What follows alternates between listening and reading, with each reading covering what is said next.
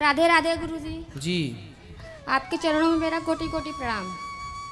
खुश रहो। बोलो। गुरुजी मैं आपसे बस एक ही क्वेश्चन करना चाहती हूँ। मेरे जो पति हैं ना बहुत नशा करते हैं। क्या खाते हैं? मतलब कि वही दारू जिसे बहुत पीते हैं। कहाँ हैं? यही पास में है। बात कराओ। दारू पीकर बात बात पर झगड़ा करना, घर में कलश करना, यही सब ज़्यादा करते हैं। बुलाओ। गुस्सा उनको काफ़ी आता है। बुलाओ भैया, बात कर लो। राधे राधे गुरु जी। क्या नाम है आपका? राधे राधे। संतोष विश्वकर्मा वाराणसी से। संतोष विश्वकर्मा बनारस से। जी तो संतोष जी काहे शराब पीते हो? एक्चुअली गुरु जी मुझे तो रोज़ टाइम मिलता नहीं है। वीक में एक दिन मिलता है। सुबह 9 बजे ड्यूटी पे जाता हूँ, रात को 10 बजे आता हूँ। वीक में एक दिन समय मिलता है। उसके बाद घर पे रहने के लिए परिवार के साथ रहना चाहते हैं, उसमें भी ये मुझे झगड़ा करेंगी। आदमी क्या करेगा बताइएगा। अच्छा, पत्नी झगड़ा करती है? छोटी छोटी बातों पे झगड़ा करना चालू कर देंगे। तो आप शराब पी के आओगे तो पत्नी झगड़ा नहीं करेगी कि क्यों पी आए हो? झगड़ा भी क्या, रुक जाओ माइक देने दो। वो पत्नी यही तो बोलती होगी शराब पी के क्यों आए हो। अब ये झगड़ा, ये पत्नी आपका भला चाहती है कि बुरा चाहती है? उत्तर दो। चाहती तो भला है लेकिन तो फिर काहे? उसका भी तो तरीका होता है ना, नॉर्मली से आराम से भी बोल सकती हैं। तो आराम से बोल, सुन, आराम से बोल दो कि अब शराब मत पीना। बोल दो, बोल दो। आने से पहले ही मैंने इनको बोल चुका है शराब नहीं पीऊंगा। तो अब नहीं पियोगे ना? आने से पहले ही बोल दिया था मैंने इनको। चलो अच्छा, अब नहीं पियेंगे तो फिर आप बहुत अच्छे हैं। तो अब पक्का वादा कर लें, हम आपसे पक्का विश्वास कर लें कि आप नहीं पियेंगे। जी कर लीजिए, लेकिन इनसे बोलिए झगड़ा ना किया करें। नहीं, अब आप झगड़ा मत करना। पिछले 1 सालों से ये मायके में हैं अपने। हैं? जब पिछले 1 सालों से ये मायके में हैं और 1 साल में मुझे एक बार भी फ़ोन नहीं किया इन्होंने। दांत दिखाओ अपने, दांत ऐसे। अच्छा ठीक है। गुटखा तो नहीं खाते? खाते हैं कभी कभी। दांत कुछ काले काले से लगे, इसलिए हमने जूम करके देखा। अब नहीं गुटखा खाना। गुटखा खाना सही है? नहीं, कुछ भी सही है, नशा कोई भी सही नहीं है। हाँ, तो फिर देखो इतने समझदार हो आप। कितना कमा लेते हो रोज का? 3-4 हज़ार रोज का? जी। अच्छा कमाते हो यार, 4,000 रुपये रोज कि महीने में? नहीं नहीं, महीने में नहीं, रोज। वाह, तो बढ़िया। इतने अच्छे आदमी हो, फिर अच्छे योग्य बनो, समाज में अपना नाम कमाओ, यश कमाओ। बड़े बड़े इंजीनियर नहीं कमा रहे हैं 4,000 रुपये रोज का? जी, मेरा खुद का गैराज है, मेरे 8 बंदे काम करते हैं। फिर भैया इतने संपन्न हो, इतने बढ़िया हो, तो जो पैसा शराब में खर्च करते हो वो गौरी गोपाल आश्रम में वृद्ध माओं को दे दिया करो, हमारी माताओं का भला होगा। वीक में एक दिन पीता हूँ, उसमें भी इनके झगड़ा करने की वजह से। हैं? हफ्ते में एक दिन पीता हूँ, वो भी इनकी झगड़ा करने की वजह से। अब नहीं करना बेटा झगड़ा है? पिछले 1 सालों से मायके में है, जब भी इनको फोन चलो बात करो, 1 साल से मायके में क्यों हो? जब शराब पीकर आएंगे गुरुजी तो हम इनसे बोलेंगे ना कि क्यों शराब पीकर आए हैं आप, तो कुछ बोलते ही नहीं है। अपना आएंगे आराम से सो जाएंगे, तो सुबह उठते हैं तो पूछते हैं कि क्यों शराब पिए, काहे पिए। बस शराब के लिए बात होती है। शराब पी लेंगे तो इनका गुस्सा कहीं निकलता नहीं है। हमको मारेंगे पीटेंगे। अब क्या बताएं अंदरूनी बातें गुरुजी, जो बात है वो बात है। मारते पीटते हैं वहाँ बहुत ज़्यादा हैं, इसीलिए मेरे घर वाले ना बुला लेते हैं। यहाँ पर आँख पे मार दिए थे, यहाँ हाथ पे। बात कराओ अब। गुरुजी मैं हर उस लड़की को मारने के लिए तैयार हूँ जो मेरे सामने मेरी माँ को गाली देगी। तो आपकी माँ को गाली देती हैं ये? पक्का गाली देती थी। अब तो मान लीजिए एक्सपायर से मेरी मम्मी एक्सपायर कर गई हैं। मैं मात्र 15 दिन का था जब मेरे पिताजी एक्सपायर किए थे। हाँ। मेरी माँ और भाई पाल पोस के बड़ा किए हैं। नहीं तो आप तो ये गलत। आपने पति की माँ को गाली क्यों दोगी भाई? और मेरी भाभी तब आई पति थी। लोग भी पत्नी की माँ को गाली देते हैं तो पत्नियों को तो चंडी चढ़ जाती है। तो फिर पति की माँ नहीं होती क्या? मेरी भाभी जब मैं 10 साल का था तो मेरी भाभी की शादी हुआ था भैया का। उनको बोलती तुम रखे हो उसको। नहीं, ये तो गलत बात है बेटा। सास की सेवा करना था, अब तुम चली गई सास, पर ये गलत बात कराओ। बताइए गुरुजी, सब परिवार एक साइड रहेंगे और मैं अकेले रहूंगी। सब लोग मुझे मिलकर जब कुछ ना कुछ बोलेंगे तो थोड़ा सा मैं बात कर देती तो ज़्यादा हो जाता है। नहीं तो गाली दोगी सास को? नहीं, गाली नहीं दिए थे, बस ये कह रहे हैं ना गाली क्यों दें। जैसे मेरी माँ है वैसे वो भी तो हमारी माँ है। एक माँ छोड़ते तो एक माँ पाते तो भी तो है हम लोग। तो माँ को गाली तो आपने अभी मायके में थी 1 साल, तो 1 साल में अपनी माँ को तो गाली आपने दिया नहीं होगा? नहीं तो गुरुजी, सास को काहे गाली देके नहीं दिए मार हैं। डाली? नहीं दिए, हम वृद्धाश्रम यहाँ पर हम नहीं दिए हैं। अब नहीं देना। 7 साल हो गई शादी को। इनसे पूछे कितने साल तक मुझे वहाँ पे रखे हैं। 2 बच्चे मेरे हैं। मेरी मम्मी मुझे हर तरफ से सहायता करती है। इतना पैसा कमाते हैं, एक भी नहीं देते हैं। कैसे बच्चे कहाँ से कैसे देखो पले? अब इनसे बात कराओ। अभी 2 महीनों में मैंने उनके ऊपर 70,000 रुपया खर्च किया है। हैं? बोल रही मुझे पैसे नहीं देते हैं। 2 महीने में 70,000 रुपया खर्चा किया उनके। काय में खर्च कर दिए? इनको मोबाइल और वो मंगलसूत्र और खर्चे वगैरह साड़ी वगैरह दिलाए हो? दिलाए हैं। हाँ जब तो भाई मेरे- पत्नी आपकी है तो दिलाना ही ना पड़ेगा। कैसे बोल दी कि मैं पैसा खर्च नहीं करता इनके ऊपर। सुनो सुनो सुनो, देखो ये बताओ, ये गृहस्थी आपकी है कि किसी और की है? सिर्फ अकेले समझने से नहीं ना होना गुरुजी। बात ठीक कह रहे हो आप, पर मुझे एक प्रश्न का उत्तर दो, ये गृहस्थी आपकी है किसी और जी की मेरी है? है, बनेगी तो आपकी और बिगड़ेगी तो मेरे ही। इसलिए बेटा, जो बातें बीत गई अब उन्हें छोड़ो और एक नई जिंदगी को प्रेम से शुरुआत करो।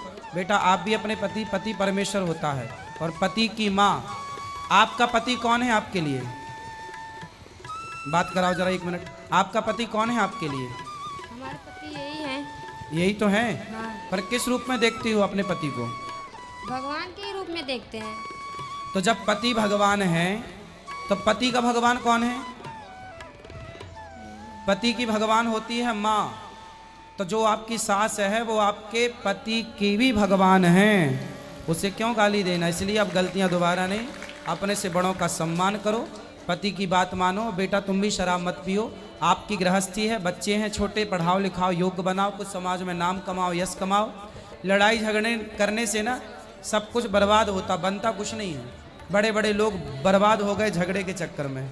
जो झगड़ा करेगा वो बर्बाद होगा। किसी को बर्बाद करना है तो झगड़ा करा दो, खत्म हो जाएगा। समझदार लोग झगड़े में नहीं उलझते।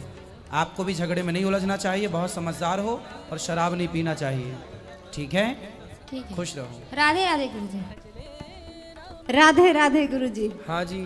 कुरुक्षेत्र से आई हूँ गुरुजी। अच्छा, तो महाभारत वहीं हुआ था ना? हाँ या ना? हाँ। तो आप थी वहाँ पे तब? नहीं सर, नहीं। अब बताओ। आपके दर्शन के लिए आई हूँ जी। बताओ हम क्या सेवा करें आपकी? गुरुजी मैं ठाकुर जी की भगत हूँ। मैं जब भी कहीं बैठती हूँ मुझे पता नहीं क्या गायत्री मंत्र की आवाज़ आती है। जैसे कोई दूसरे कमरे में भी गायत्री मंत्र बोल रहा हो, मेरे आसपास गायत्री मंत्र ही चलता रहता तो है। अच्छा तो है, क्या बुराई है? आप गायत्री मंत्र जपती हो क्या? गायत्री मंत्र भी, मेरे फोन की बेल भी गायत्री मंत्र की है। इसलिए आती और है। मंदिर में जाती हूँ तब भी गायत्री मंत्र की आवाज़ चलती है। पर गायत्री मंत्र ना रिंगटोन में नहीं लगाना चाहिए, गायत्री मंत्र साइलेंट। ये विषय कुछ चीजें गुप्त थे पर लोगों ने ओपन कर दिए।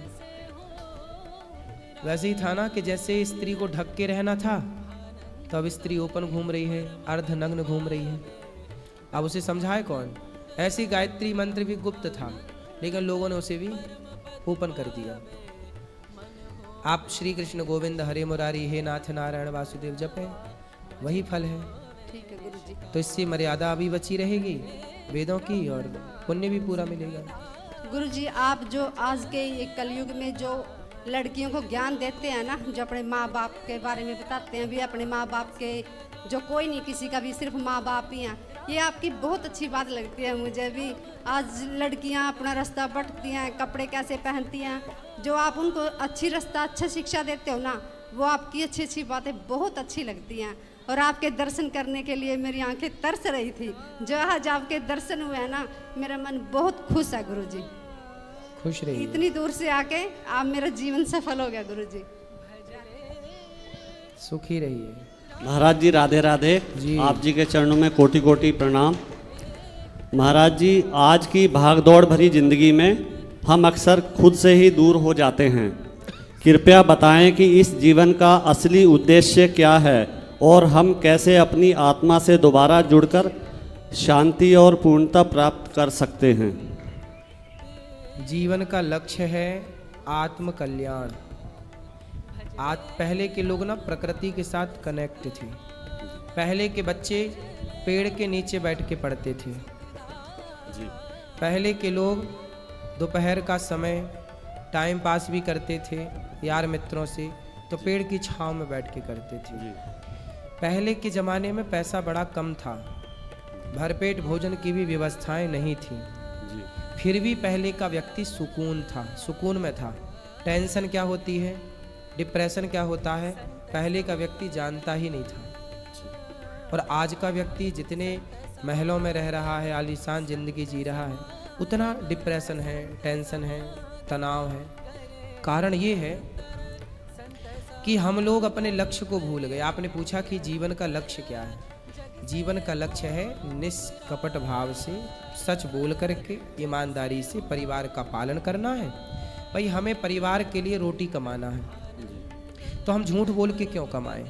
आज लोग झूठ बोल रहे हैं, छल कर रहे हैं, कपट कर रहे हैं, काहे के लिए? कह रहे हैं कि पेट के लिए कर रहे हैं। पेट के लिए थोड़ी इतना ज़रूरत है झूठ कपट की। भाई हम तो दिन भर ईमानदारी से काम करें तो भी ईमानदारी से कमा लेंगे पेट भरने के लिए।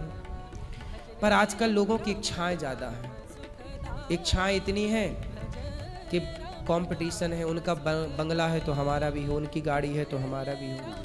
इसी भाग दौड़ में व्यक्ति लगा है और इसी भाग दौड़ में जीते जीते मर जाता है। उसे पता ही नहीं चलता कि हमारा जन्म क्यों हुआ था।